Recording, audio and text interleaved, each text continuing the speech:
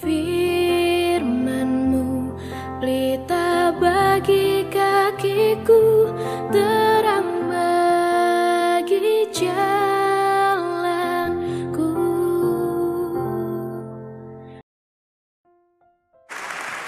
Silakan duduk.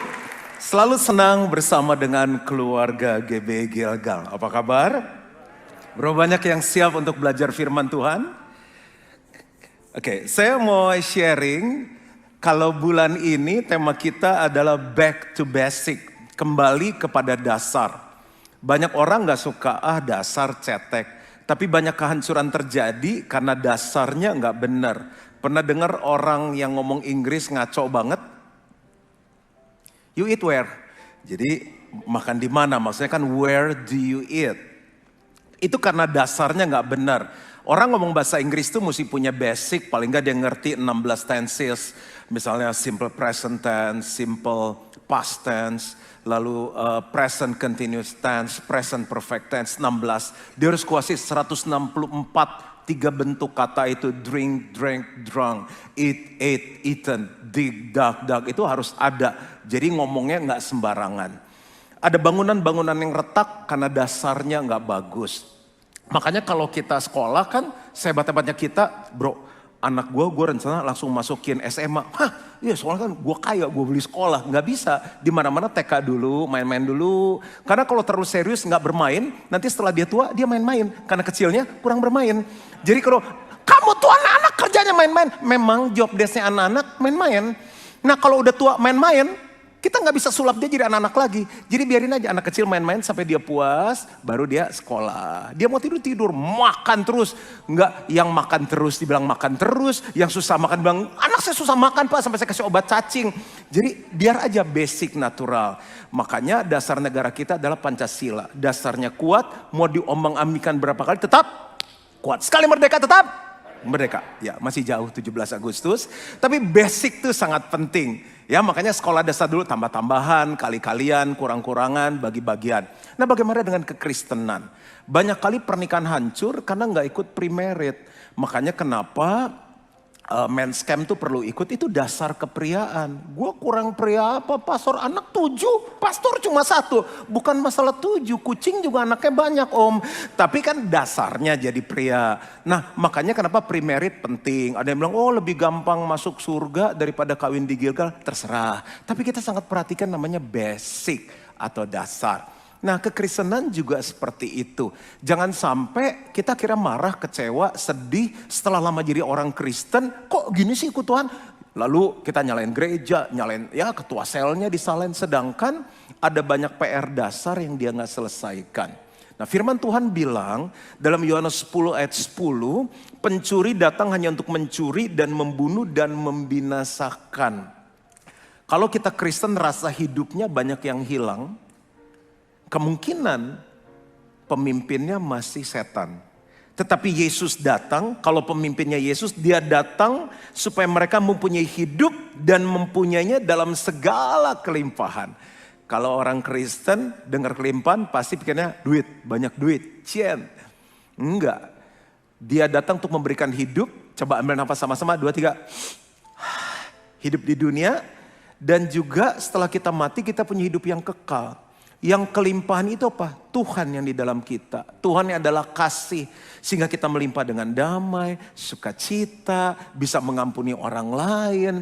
Ada banyak yang orang yang mungkin uangnya banyak, secara dunia kelimpahan, tetapi secara kehidupan dia kekurangan, miskin. Bapak Ibu Saudara, pengen kekurangan atau kelimpahan? Kelimpahan. Nah untuk bisa kelimpahan hidup mesti balance. Makanya saya mulai minggu ini dengan judul Balance of Life. Kehidupan yang seimbang. Dasar kehidupan yang kuat saat kita melakukan semuanya dengan seimbang. Jadi ada banyak orang secara karir tinggi. Wah bisnisnya besar, posisinya tinggi, uangnya banyak, keluarganya rasanya dari luar bagus. Tapi kok rasanya ada yang kurang, gak merasa melimpah dengan kasih, sukacita, kosong hidupnya. Salah satu sebabnya karena mereka hidup seperti mesin, terburu-buru. Saya dulu sebelum bertobat juga hidupnya seperti itu. Banyak dicuri walaupun saya sebagai seorang pendeta. Nah, coba kita lihat beberapa ciri. Selama saya bacakan ciri ini, tolong jangan ada KDRT di tempat ini. Tuh, lu tuh gitu, jangan. Kita pulang gak boleh ada yang biru-biru, nanti selesaikan di rumah baik-baik. Are you ready? Siap? Yang pertama, ciri orang yang sekalipun Kristen dan dasarnya hancur, karena hidupnya terburu-buru dan gak kelimpan adalah sebagai berikut. Yang pertama, cepat marah, darting. Dikit-dikit marah, marahnya berseri lagi. Nadanya tinggi terus, do, re, mi, fa, sol, la, si, do. Pernah dengar orang kalau mau dari sol? Iya, kan itu lu mata lu nggak lihat taruh di situ, makanya cari itu pakai mata, jangan pakai dengkul. Nyari barang marah, ketinggalan kunci marah, dia yang salah dia yang marah lebih galak, kita bingung. Yang salah lu kalau lebih galak sih, itu darting, cepat marah. Nah nanti kita bikin skor ya, siapa yang lulus, siapa yang enggak, tapi untuk konsumsi pribadi. Yang kedua adalah hipersensitif. Itu orang yang sensi, dikit-dikit tersinggung, dikit-dikit curigation, dikit-dikit dia ngomongin gue, wih kegeeran lu. Orang ngeliatin kita aja tersinggung. Nggak diajak tersinggung, memang tiketnya cuma 3, terus badan kita gede kan nggak muat. Sensi, nggak ada ya di sini ya. Ini belum khotbah udah cepat marah pasti nggak ada. Sensi nggak ada. Yang ketiga gelisah, nggak bisa diem. Canas, cacing kepanasan, kayak nggak bisa tenang, kalem gitu hidupnya tuh nggak bisa. Yang keempat, gila kerja, aktivitas tanpa henti. Walaupun dia mungkin bukan kepala keluarga, ntar arisan di sini, event di sini, segala pokoknya udah sibuk aja, pagi senam, segala pokoknya nggak ada yang salah senam, nggak ada yang salah arisan, tapi kayaknya kayak mainan yang nggak bisa berhenti, yang kuda-kudaannya begitu tuh, gitu nggak bisa berhenti. Anaknya lihat dia capek. Suaminya pulang tanya, Ma, mama di mana gitu? Kan biasa istri tanya, Pak, kok belum pulang? Ini suaminya yang tanya istrinya, Ma, di mana, Ma? Yang kelima, mati rasa. Hidup nggak punya empati untuk diri sendiri. Lihat orang susah, ya mungkin kena kutuk gitu. Selama hidup nggak pernah doain orang sakit, nggak pernah nolong orang, nggak pernah memberi, nggak pernah ngunjungin. Udah dingin. Ini Kool and the Gang.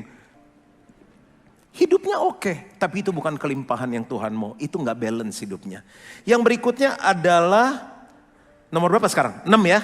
Keluar dari urutan prioritas. Kan mestinya kepala, leher, dada, perut, paha, dengkul, betis, kaki kan.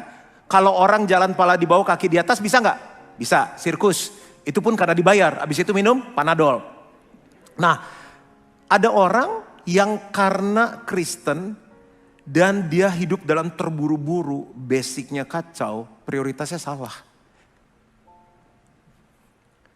Makanya nomor 1 itu kan Tuhan ya. Nggak tahu setuju gak nih? Nomor 2 yuk sama-sama prioritas yang benar apa? Yang kita belajar. Keluarga kan. Lalu yang ketiga adalah pekerjaan. Yang keempat apa? Pelayanan. Oh semangat sekali Om, oke makasih. Pelayanan, pasti volunteers tuh yang jawab. Yang kelima apa? Hobi, boleh. Naik kuda, naik sepeda, boleh. Makan, boleh. Hobi dan lain-lain. Coba lihat hidup kita deh. Kenapa akhirnya kita gak bisa nikmati kelimpahan, rasanya kurang, kok Tuhan gini, kok rasanya gak seperti yang saya impikan. Karena prioritasnya salah. Bangun pagi Tuhan, cari Tuhan atau cari handphone? Handphone gua mana? Atau cari Alkitab. Orang jujur masuk surga. Handphone atau Alkitab? Buka handphone atau buka Alkitab? Nggak nih soalnya takut ada pesanan nih gitu. Sedang dia lupa siapa yang buka pintu berkat untuk pesanan itu datang. Gitu. Saya beberapa orang salaman udah gak bisa lurus tuh. Ini nih Pak kebanyakan screen tuh, udah kaku gitu. Oke. Yang berikut adalah kesehatan kurang terawat, kolesterol tinggi, asam urat tinggi, nggak semua dari situ bisa dari makanan, nggak pernah olahraga, nggak pernah check up, aduh nggak ada waktu sibuk. Yang kedelapan melarikan diri. Jadi jadwalnya tepat janji, nggak tepat janji, jadwalnya bayar utang, nggak bayar utang, jadwalnya pelayanan dia nggak ada, pokoknya banyak lari lah, lari dari tanggung jawab sebagai suami, lari tanggung jawab sebagai anak, lari dari tanggung jawab sebagai istri. Kan udah mbak di rumah buat apa ada mbak. Kalau gitu mending suaminya kawin sama mbaknya. Bangun pagi lihat mbak, pulang malam lihat mbak. Istrinya lagi beredar. Jadi suka lari. Hanya ada satu lari yang bagus. GC Duaran 27 Mei. Yang ke-9 adalah gagal dalam disiplin rohani. Udah janji Tuhan pokoknya besok sebelum ayam berkokok. Janji mau seteduh baca Alkitab. Tuh ayam udah berkokok 365 kali. Udah capek, udah sampai bengek pak kagak bangun-bangun. Janji terus sama Tuhan. Tony udah janji mau pelayanan, udah tua, gak pelayanan ntar keburu masuk kubur, belum pelayanan. Tetap dilayani. Gagal terus. Yang ke-10 terisolasi. Ada di keluarga. Dia main handphone, kumpul keluarga, dia handphone sendiri. Ya gimana? Oke deal. Apa sih om? Ngumpul keluarga, hatinya nggak di situ. Itu terisolasi. Ke gereja, pokoknya di untouchable. Datang jangan ada yang sentuh saya. Begitu yang tanya, Pak tinggal di mana Pak? Udah saya langsung kabur ya. Pak kencing.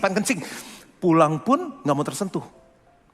Itu terisolasi, di keluarga terisolasi, di mana-mana terisolasi, di kantor pun orang ketemu dia takut. Kucing kantor aja lihat dia nggak berani, terisolasi. Dah, 10 aja kali ya. Nah, coba dari 10 ini ada yang 5 merah.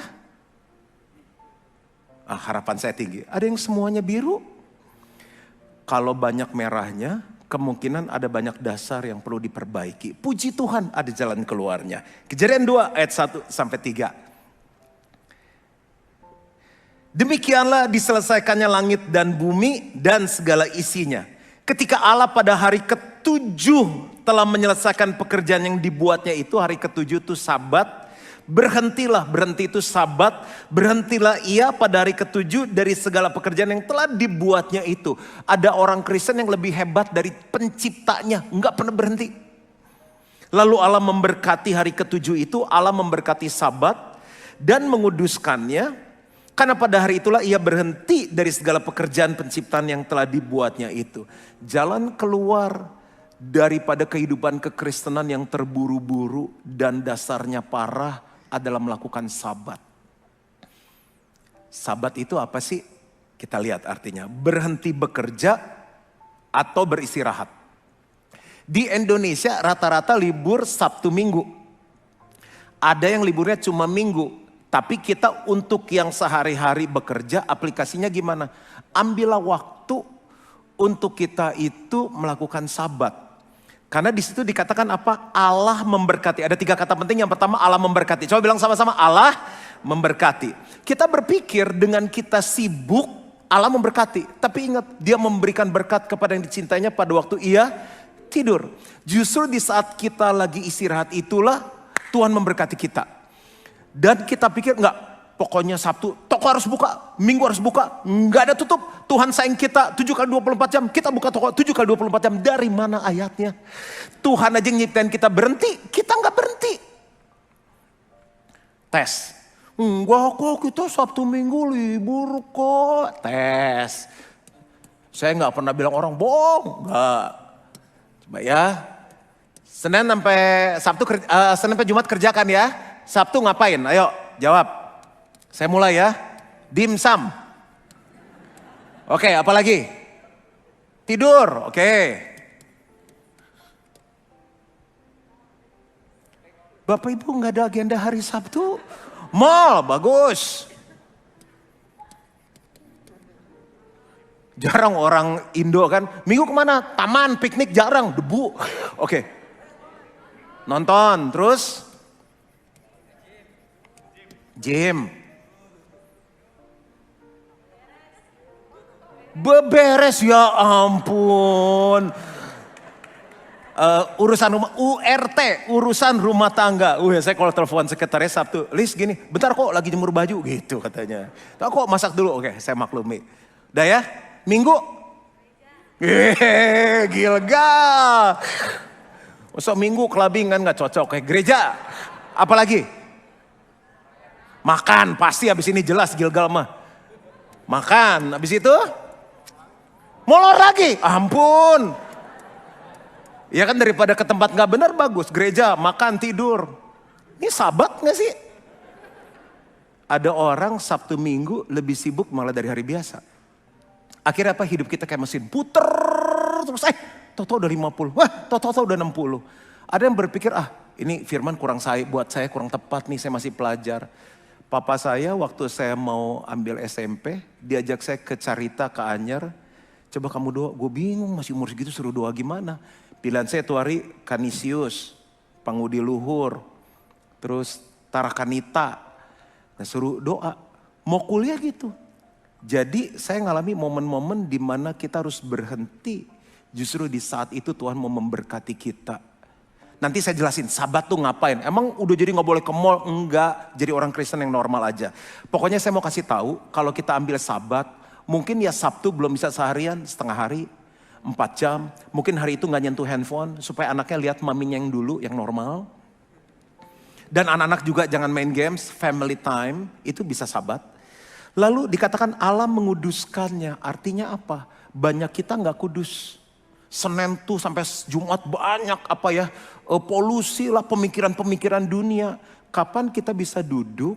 Kudus itu artinya gini, dipisahkan oleh Tuhan untuk dipakai kepada sebuah tujuan yang besar. Kalau hidup kita kayak mesin terus puter, agendanya sama terus tiap tahun. Udah Natal lagi, waktu cepet, udah Lebaran lagi. Lebaran sebentar lagi, udah yang lagi, kongsi. Udah gitu terus bagi apa? Kayak mesin, tau kayak robot yang begini-begini terus. Dan kita banggakan hidup kita, Tuhan mau kasih sesuatu yang lebih besar dalam hidup kita. Cuma kita gak pernah berhenti, Tuhan mau berkati kita, Tuhan mau pisahkan. Lu duduk diam Sabat karena aku mau kasih tahu hal-hal yang besar ke depan. Enggak, saya udah cukup kaya, saya udah paling kaya di daerah saya. Tuhan mau kamu jadi berkat, Tuhan mau kamu lebih berkelimpahan, Tuhan mau pakai kamu dengan luar biasa. Dikuduskan, dipisahkan untuk sebuah tujuan yang besar, dipakai untuk tujuan yang mulia. Mau hidupnya biasa-biasa atau luar biasa. Yang ketiga, Allah berhenti. Akhirnya, kalau kita nggak pernah buat Sabat, Tuhan yang hentikan kita. Dan waktu kita berhenti, kita ketemu Tuhan, ya semua ada waktunya. Waktu ketemu Tuhan kan Tuhan tanya, apa yang kamu buat selama hidup? Jemur, mall, molor, tidur, game, Senin sampai Jumat cari duit. Kalau gue ciptain manusia cuma buat itu, ngapain? Aku kasih kamu kekayaan, aku kasih kamu kepinteran, aku kasih kamu fasilitas, keluarga yang baik. Hidup kita jadi mesin, waktu kita berhenti di pintu di sana, ini bagus loh. Orang ujian kan biasa kalau ada bocoran kan gak boleh dong bocoran soal kan. Ini pendetanya kasih bocoran loh. Jangan sampai kita ketemu Tuhan, gereja mana? Gilgal. Ditanya gini, malu juga pendetanya. Makanya mulai Sabat. Nah, siklus kehidupan itu mulai dari bayi, anak, remaja, pemuda, dewasa. Ada ibu-ibu yang melahirkan langsung remaja. Anak saya tuh langsung remaja loh, 14 tahun. Cepat sekali Tuhan lakukan percepatan dalam kandunganku. Gak ada. Semua bayi, anak, remaja, pemuda, dewasa, senior, abis itu apa? Bertemu Tuhan. Gak siapa, terus mau ketemu siapa? Siapa yang mau sampai di umur 100 tahun? Mikir dulu sebelum jawab. 110? Terserah mau 120 pasti ketemu Tuhan kok. Mazmur 90 ayat 10-12. Sampai sini aman? Ini dasar. Masa hidup kami 70 tahun dan jika kami kuat 80 tahun. Papa saya anugerah dari Tuhan. Yang 90 anugerah dari Tuhan. Dan kebangganya adalah kesukaran dan penderitaan. Jadi bangga gak selalu, gue baru beli pulau gak usah, gue lagi susah lu bro. Cukup bangga. Sebab berlalunya buru-buru dan kami melayang lenyap. Ayat 12 baca sama-sama, 2-3. Ajarlah kami menghitung hari-hari kami sedemikian hingga kami beroleh hati yang bijaksana. Jadi kenapa kita perlu Sabat? Supaya hidup gak muter terus. Dasarnya bolong, begitu ada goncangan, tantangan, selesai kita. Maka tiba-tiba udah kawin 20 tahun cerai. Tiba-tiba, bukannya dia bisnis gede, ambruk. Karena gak pernah duduk, izinkan Tuhan memberkati, menguduskan. Dan kita ambil jeda sebentar untuk siap kepada berkat yang lebih besar yang Tuhan mau kasih. Ajari kami menghitung hari-hari kami supaya kami beroleh hati yang bijaksana. Artinya selama Sabat tuh kita perlu renungin. Apa yang harus saya lakukan untuk bisa mencapai tujuan Tuhan dalam hidupku. Bukan hanya tujuanku, tujuan Tuhan. Apa yang aku mau lihat terjadi sebelum aku dipanggil Tuhan. Bagaimana kita menjalani hari-hari kita, menggunakan hari-hari kita. Bagaimana kalau tiba-tiba Tuhan jemput saya pertanggungjawabkannya gimana sama Tuhan. Urusan umur gak ada yang tahu. Nanti saya mau cerita bagaimana mulai tanggal 16 Mei saya akan ambil sabbatical. Makanya saya singgung sedikit, apalagi Bapak Ibu pemimpin organisasi atau bisnis yang besar. Siklus organisasi itu yang pertama kelahiran, Gilgal lahir 5 November 1995. Pertumbuhan, Tuhan bawa Gilgal bertumbuh karena Tuhan yang memberi pertumbuhan kata Alkitab. Tapi organisasi biasanya ada penurunan dan kematian. Berapa banyak yang mau gereja Tuhan GBI Gilgal tetap maju, tetap berbuah dan tetap segar. Nah, oleh karena itu di titik lagi bertumbuh itulah kita perlu mengambil langkah-langkah yang penting supaya gereja ini tambah maju dan tambah bertumbuh. Nah, saya akan tutup dengan 3 hal Sabat itu ngapain dan saya akan cerita bagaimana perencanaan saya untuk Sabat. Apa sih yang kita lakukan dalam Sabat kalau nanti Sabtu kita mulai ambil waktu setengah hari. Udahlah ke mallnya habis makan siang, pagi dengan Tuhan dulu, dengan keluarga. Kita putusin dulu seri kita lagi nanggung nih Pak, lagi seru banget. Pas mau ketembak, gak apa-apa, off dulu. Yang pertama adalah rest. Rest itu istirahat. Yuk kita kan ke orang, saya gak bisa nih, saya begini. Ada waktunya, kenapa banyak orang post power syndrome. Jadi anak udah punya keluarga direncongin terus. Makanya ada film Mertua, Anak dan Menantu. Karena suka gak pernah sabat. Gak bisa nganggur gitu loh. Siapa lagi yang mau diganggu ya gitu gitu. Main ke rumah anak pertama, anak kedua, duar, anak kedua, duar, anak ketiga, duar. Rest. Bilang sama-sama rest. Dan worship. Udah worshipnya cuma seminggu sekali. Nyembah, karena gini, setiap hari kita tuh menyembah bisnis. Bisnis di nomor 1, uang di nomor 1. Urus anak, anak nomor 1, Tuhan nomor sekian. Sabat itu membawa kita Tuhan kembali ke tempatnya. Fokus gak sama kita, fokus sama Tuhan. Yang egois jadi rendah hati. Nyanyi apa pastor? Anugerahmu mempesona. Benar deh, coba ngerasain cuma duduk rest, worship aja. Tuhan akan bicara banyak. Seger roh, jiwa, tubuh. Itu nanti kalau mulai praktek Sabat. Latih anak-anak kita. Yang kedua, rethink. Kita karena hidup udah jadi kayak mesin, kita pikir semua udah baik, saya suami yang udah oke kok. Hidup saya Tuhan pasti bangga sama saya, belum tentu. Belum tentu Gilgal yang jumlahnya banyak dibandingkan gereja mungkin yang tidak sebanyak ini Tuhan lebih berkenan ke Gilgal, belum tentu. Makanya saya harus duduk dan pikirkan kembali.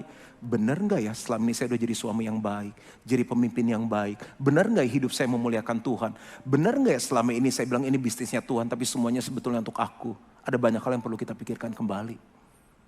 Kalau gak Sabat gak mungkin. Lalu yang berikutnya ada restructure. Restructure apa sih? Susah banget bahasanya. Menata kembali prioritas-prioritas yang salah. Yang selama ini jalan kaki di atas, kepala di bawah. Kalau sampai gak pernah bisa olahraga, ada hidup yang harus ditata kembali. Kalau gak bisa sampai dating berdua sama istri, entah hanya makan tanpa ngomongin kerjaan, ngomongin anak. Hanya you and I dan gak pernah nonton, gak pernah pergi berdua lagi kayak dulu nyetir naik mobil pegangan tangan denger lagu. Suatu saat dikala kita duduk di tepi pantai, kemesraan ini sama-sama janganlah cepat. Oke, ketahuan tanggal lahirnya. Oke, jadi kalau sampai itu hidup harus ditata kembali. Hidup keburu-buru, darah tinggi, bawahnya emosi, udah sampai di rumah diganti piring plastik semua. Itu harus ditata kembali Sabat. Ditata kembali. Mau cari uang berapa banyak sih? Mau berkarir setinggi apa sih? Bapak ibu, ibu-ibu kesini pakai tas berapa? Ada yang bawa tas 3? Iya nih siapa tuh ada yang mau buy one get. Kan gak ada. Ibu-ibu pakai cincin berlian berapa? 10 Pak supaya haleluya. Supaya kayak lebih dekat. Kan enggak kan. Bawa mobil berapa? 4, anak 2, ya seorang 1. Maka enggak. Apa yang mau dicari sih? Rest and worship. Yang kedua apa? Rethink. Yang ketiga restructure. Saya mau umumkan bahwa ini khotbah saya yang terakhir sebelum saya masuk masa sabatikal. Karena GBI Gilgal berdiri 5 November 1995, 27 tahun 6 bulan yang lalu. Papa saya sebagai founder, kita sekeluarga ikut sebagai pendiri. Dan di tengah perjalanan karena kita pengen jadi gereja yang sehat, kita gak mau disebut ini gereja keluarga, semuanya mundur. Sehingga hanya tinggal saya dan didampingi oleh seseorang, duduk di yayasan sebagai pendiri. Dan yang lain adalah jemaat semuanya. Nah selama 20 sekian tahun itu kami melayani. Dan waktu saya mulai dipercaya untuk mengembalakan Jakarta, saya sudah khotbah ratusan kali. Hidup saya itu kan seperti mesin. Jadi udah diatur, oke ini pernikahan yang tek. Saya udah gak bisa buat jadwal seenaknya. Makanya semenjak saya ngerti kebenaran, saya pagerin dulu ini hari keluarga saya gak bisa terima pelayanan. Dan ada sabatikal yang saya lakukan, ada. Misalnya hari Senin atau Kamis. Tapi hidup saya penuh dengan deadline. Jadi saya sudah umur 50 tahun, 27 April yang lalu. Dan menurut Bapak Ibu Saudara, mau dengerin saya khotbah sampai umur berapa? 75? 80? Tua banget kali pastor. Bapak Ibu Saudara tahan, karena kita tadi saya cek lagunya sama. Kemesraan, anak kita dulu. Itu siapa opa-opa khotbah di depan? Saya harus tahu diri. Nah makanya organisasi itu harus sehat, harus berlangsung baik. Sehingga saya mengambil jeda selama 3 bulan. Jadi saya out dari grup office. Karena kepemimpinan yang baik adalah saat kepemimpinan itu, pemimpin itu nggak ada, organisasinya jalan baik. Jadi apakah selama 20 sekian tahun saya melakukan manajemen yang benar atau tidak. Dan juga semua orang yang saya sudah latih berkhotbah, apakah mereka juga bisa menyampaikan dengan baik. Dan itu menjadi ujian bagi saya. Kenapa? Karena satu saat pun Gilgal tidak menganut gembala senior seumur hidup. Harus ada yang lebih muda, yang lebih hebat dari kita naik. Dan itu menjadi konsentrasi saya dari umur 50 sampai ke depan. Belum lagi ada GC2. Keuntungannya bagi saudara, waktu saya ambil sabbatical yang saya gak pernah lakukan, saya punya keluarga yang sehat. Anak saya umur 14 tahun, dia gak pernah nikmati hari Minggu yang normal seperti anak-anak lain. Sementara hari Minggu mereka pergi, papanya di gereja dari pagi sampai malam. Keluarga saya sehat, saya bisa menjadi model bagi Bapak Ibu Saudara. Bapak Ibu Saudara dapat stok saya khotbah, saya udah ratusan khotbah, 500 khotbah lebih. Saya pernah khotbah tuh yang saya sering khotbah seri setahun 52 minggu, saya khotbah 35 minggu. Bapak Ibu Saudara berhak dapat khotbah yang lebih fresh dari saya. Arahan ke depan Gilgal seperti apa. Nah untuk itu saya dengan, gak boleh ngomong berat hati, dengan senang hati harus break selama 3 bulan. Saya gak khotbah sama sekali, di luar pun saya gak khotbah. Dan ini yang saya lakukan, rest and worship, rethink, restructure untuk Gilgal menerima kepercayaan yang lebih besar dari Tuhan. Untuk itu saya mohon pamit dan minggu depan saya ada terakhir kali, tapi saya gak khotbah. Loh kok gak khotbah? Karena saya pengen main sepuas sama jemaat. Dari awal sampai akhir saya mau turun dari parkir, ke anak semuanya. Saya izinkan orang lain khotbah, so I want to enjoy my last time sebelum sabbatical. Dan saya akan kembali minggu ke-3 Agustus untuk khotbah, membawa isi hati Tuhan, plan Tuhan yang terbaik untuk keluarga GBI Gilgal. Tolong Bapak Ibu Saudara jangan ikut sabat bareng saya. Kita bisa pas pastor. Pas saya juga tuh Tuhan nggak ada, bohong itu nggak mungkin. Jadi Bapak Ibu Saudara akan teruji hatinya ke sini cari siapa? Kalau cari Yesus tetap setia cari Yesus. Karena makanya fokus saya adalah yang follow GBI Gilgal lebih tinggi daripada yang follow Juan Mogi. Karena Juan Mogi akan selesai. Tuhan kasih sampai 70. Akan ada yang lebih muda dan saya akan duduk jadi jemaat seperti saudara. Mau sepakat untuk Gilgal sehat dan terus bertumbuh. Jadi tetap setia dan ya udah tetap kayak biasa aja. Udah selesai. Jadi pesan ini bukan hanya untuk saya, tapi pesannya untuk saudara. Saya mau finishing well. Jadi waktu nanti yang muda naik satu saat, saya masih bisa duduk kayak papa saya, liatin saya khotbah. Saya masih bisa coach, dampingin. Kalau dia kasih saya jadwal khotbah sekali-kali, saya masih minta papa saya khotbah. Dia bilang udah enggak. Saya pun nanti gitu. Saya cuma minta mungkin saya dikasih lah, Asyir masih boleh. Senior fellowship mungkin saya masih bisa diterima. Tapi 50 is just about a number. Age is just a number.